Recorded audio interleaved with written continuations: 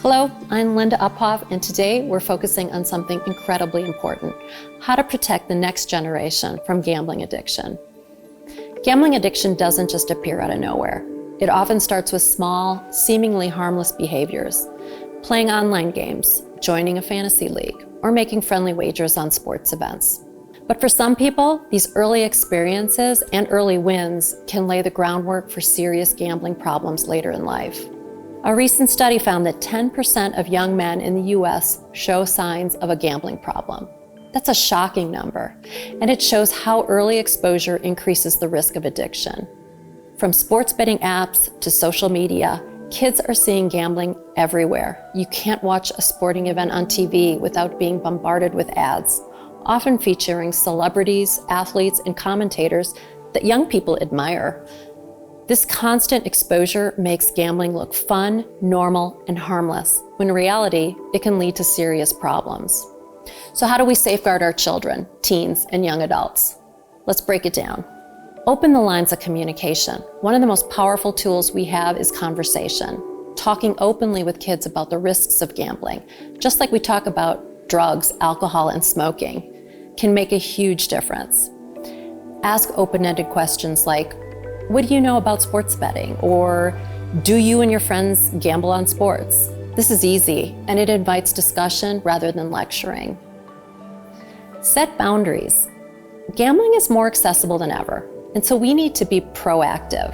That doesn't just mean saying, don't gamble. It means educating and setting limits before things get out of control. Start by having an open conversation about responsible gambling. If they're already betting, set clear limits on how much they can wager and how often. Help them understand the risks before they spiral into gambling problems.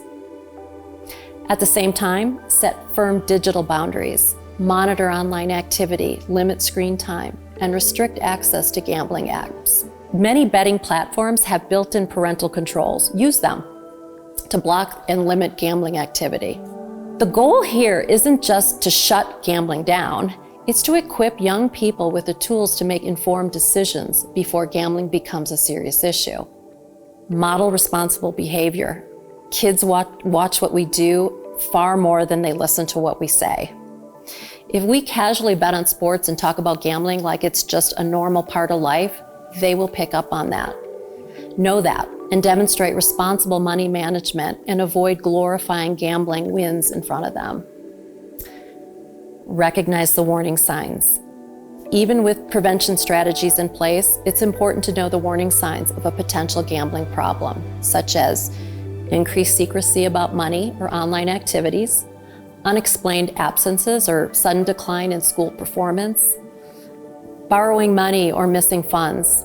If you notice any of these signs and those we touched upon in earlier episodes, don't ignore them. Have a conversation, because early intervention is key. And last, education.